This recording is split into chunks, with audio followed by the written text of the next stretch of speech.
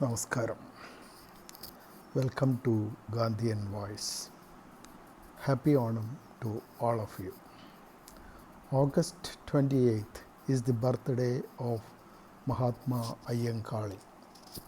On his birthday, it is worthwhile to scan through the life and mission of Sri Ayyankali. AD 1863. It was a time when caste hierarchy in Hinduism was raging in its worst and shameful form.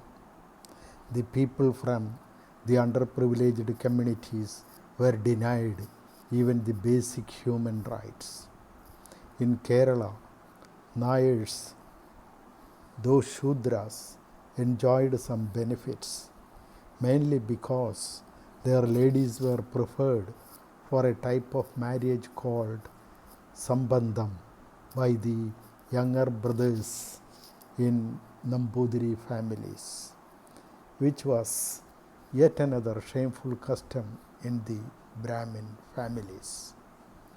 This helped many Nayars and their family members to be the cooks and errand workers in Brahmin and Kshatriya households, which came handy for their further development. The condition of Izhavars, Pulayars, Sambhavars, etc. were very bad, as the upper caste people treated them as untouchables and denied them all human rights. They had to keep prescribed distance from the Brahmins and Kshatriyas, and all of them shall do the community job allotted to them by the so-called upper caste Hindus. Even the Nayars were doing the household jobs of upper caste Hindus. The system of inhuman treatments were such that a Nayar can approach but never touch a Brahmin. The Izhavar shall keep a distance of 36 paces. The Pulayar shall keep a distance of 96 steps, and the Parayar some more distance. The upper caste Hindus were the sole masters of the poor communities, and the master can even kill those who disobey. At the same time, these helpless people had to work as slaves in the fields, harvest the crops, and hand over the produce to the Brahmin and Kshatriya landlords without adequate compensation. The discrimination in those days was such that all these low caste people had no right to own any property or use the public roads or markets, not to speak of the right to worship or to take drinking water from a common pond. In short, it was a time when Brahmins and other upper caste Hindus were thriving shamelessly on the toils of the lower caste communities. It was in this situation, on August 28, 1863, Ayyankali was born in a village called Vanganur in the princely state of Travancore. In Malayalam era, the birth star of Ayyankali was Avittam, which this year falls on the 1st September 2020. Luckily, Ayyankali was born in a well-to-do Pulayar family in a locality colonized by the Pulayar community. His father and mother were Ayyan and Mala respectively. As Pulayars and other lowly communities were denied education, Ayyankali grew up as a illiterate, but He was a keen observer. As a young boy, he became curious why he and his friends and elders in the colony was not allowed to study in school, play with children of other communities, unable to go to the public roads or shops and markets, or to take water from public ponds. As he grew up, this curiosity also grew up into a challenge. His young mind wanted to question these injustices as soon as possible. He and his friends organized into a dedicated group to take up the inhuman challenges arising from the oppressive upper caste Hindus.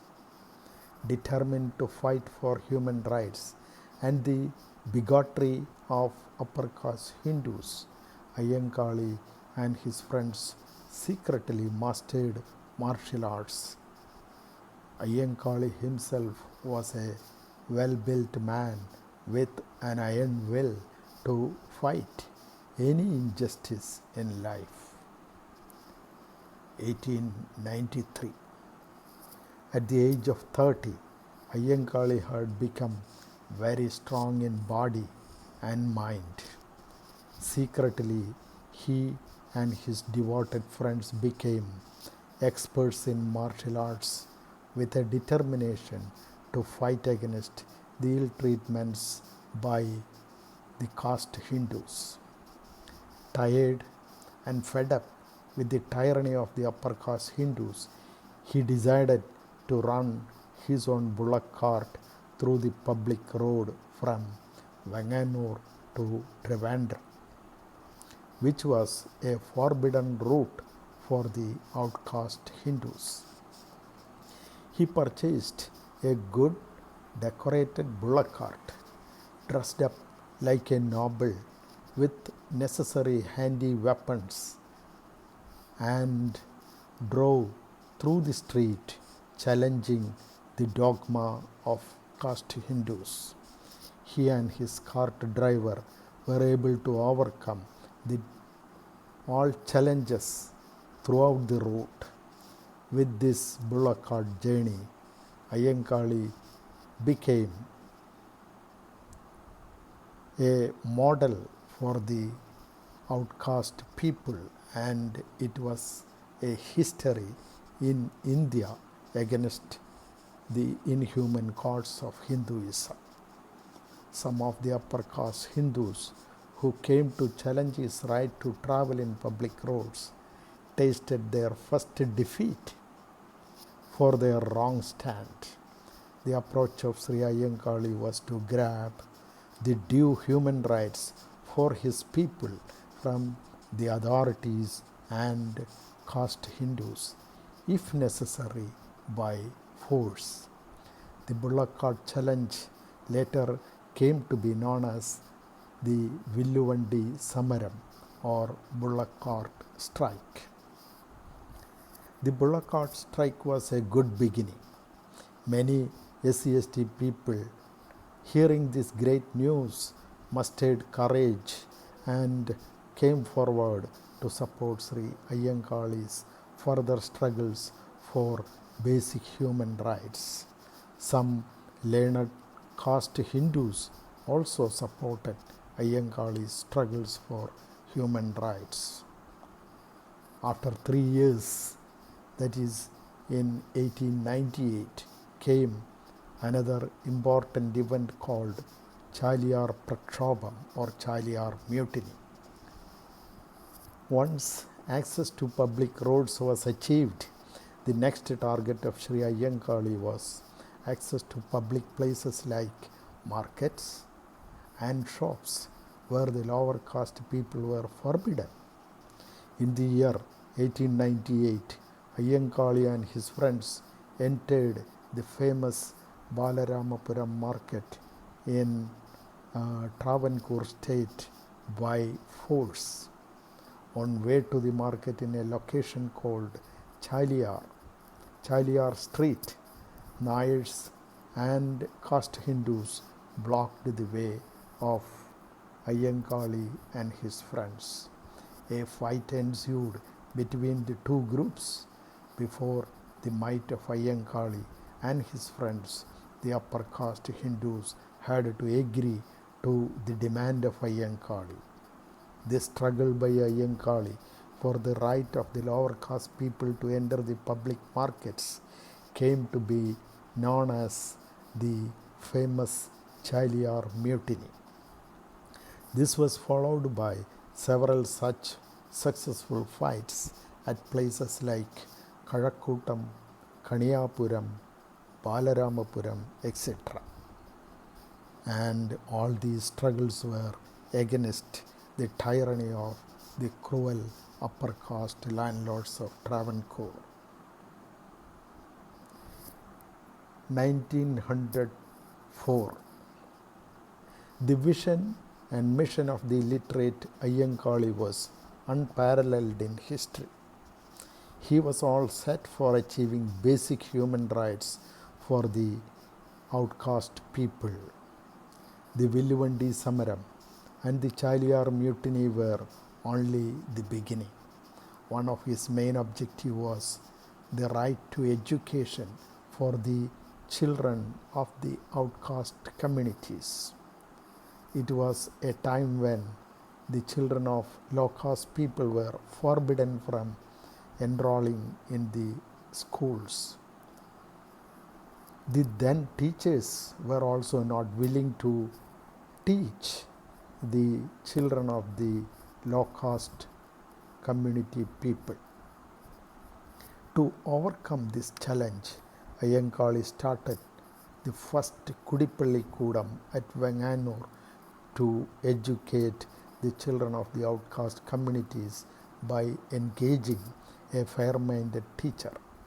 Even though the cruel caste Hindus set ablaze the Kudipalli Kudam on the first day itself and beat the teacher, Ayyankali managed to restart the school and run it for a longer time. Seeing all these unholy developments, his mind would have been scheming a program to get admission for the children of his community in government schools by force. In 1907 came another significant contribution from Ayyankali for the untouchable communities. He started the Sadhu Jana Paripalana Sangham, an organization for uplifting the outcast communities, and a news magazine by name Sadhu Jana Paripalini as its official publication.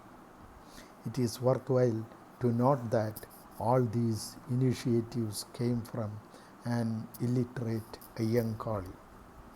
In the same year, at the age of 44, Sri Ayyankali organized the first ever strike of the farm workers in the princely state of Travancore for the right to school admission for their children who happened to be the outcast Hindu communities now coming under the SC/ST population. This was also the first strike in the world by farm workers, and the demand was a most noble cause, the right for schooling of the children of farm workers. The strike went on for 3 years.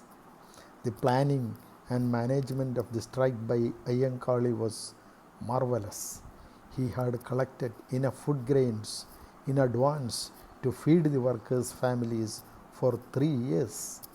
His famous slogan for the strike, "No admission for our children in your government schools, no work in your farms," as the farmlands remained fallow for years together, looming the threat of a famine, the upper caste Hindus were forced to yield to the demand of Sri Ayyankali, and for the first time in Indian history, the government of Travancore ordered to admit the children of outcast Hindus in schools of Travancore state. A beaming Ayyankali also led the first scheduled caste student by name Panjami to a local government school at Urutambalam in the year 1910. And this happened against stiff resistance from some fanatic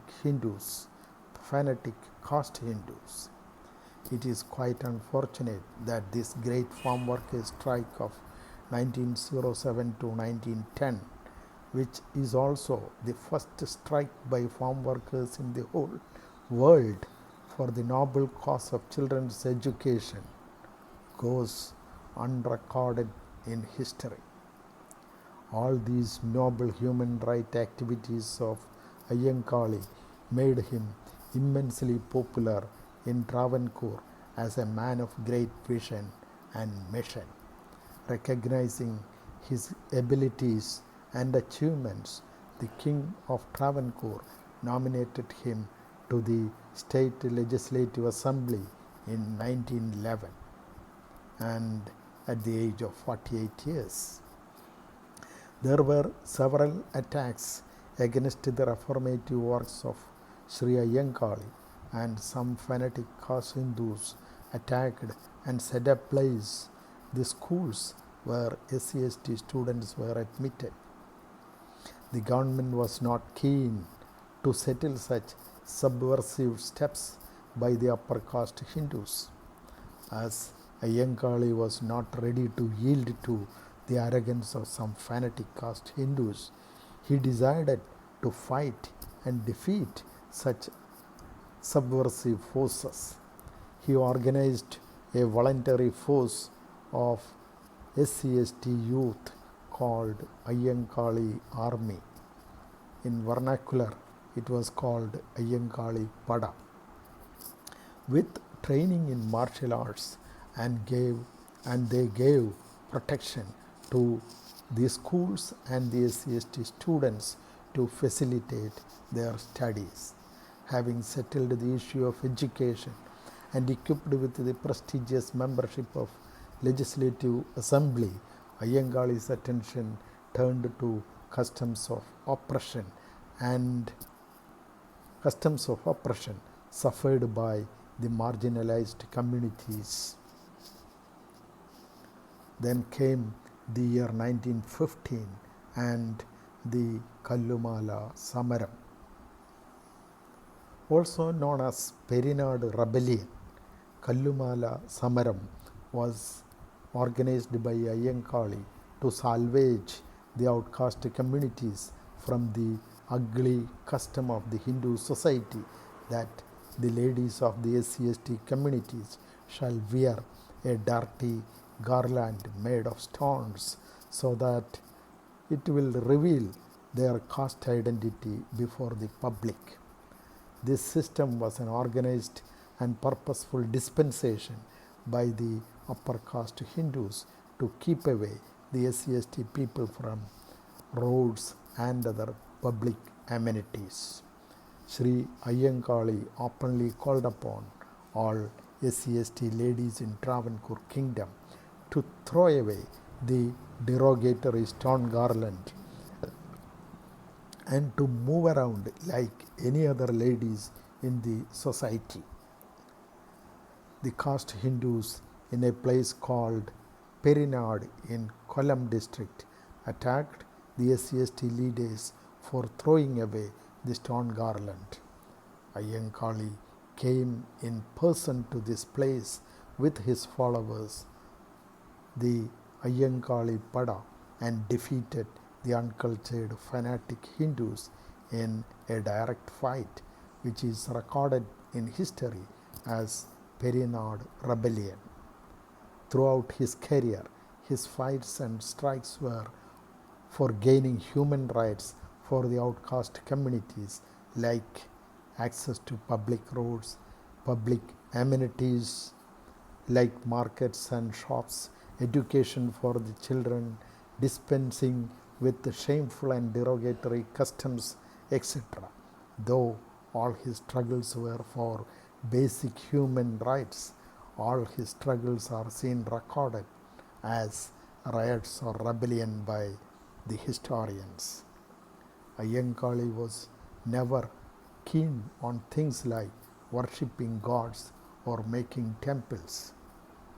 He had many interactions with his contemporaries like Sri Narayana Guru and Sri Kumara Guru, also called Poigail Appachan, who were following the spiritual methods of Reformation.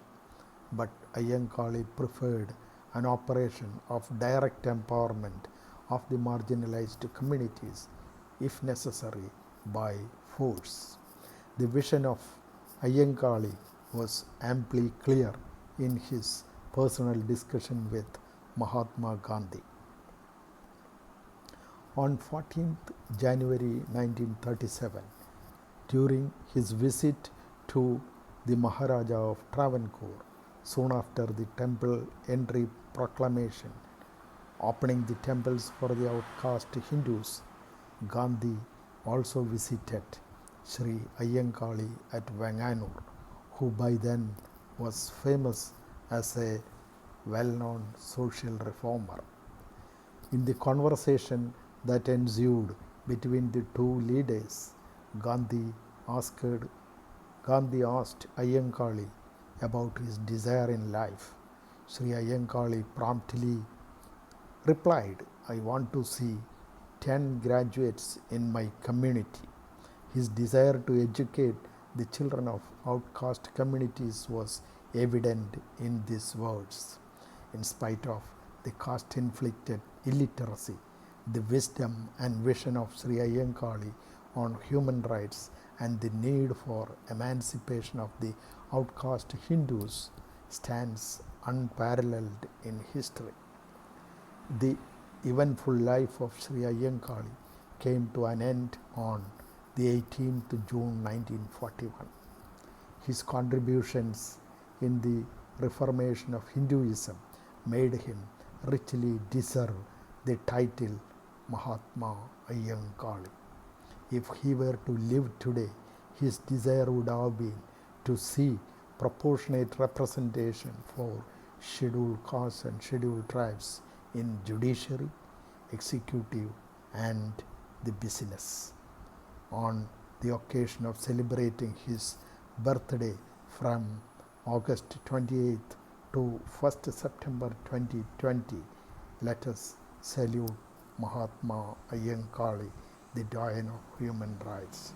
Thank you. Thank you all.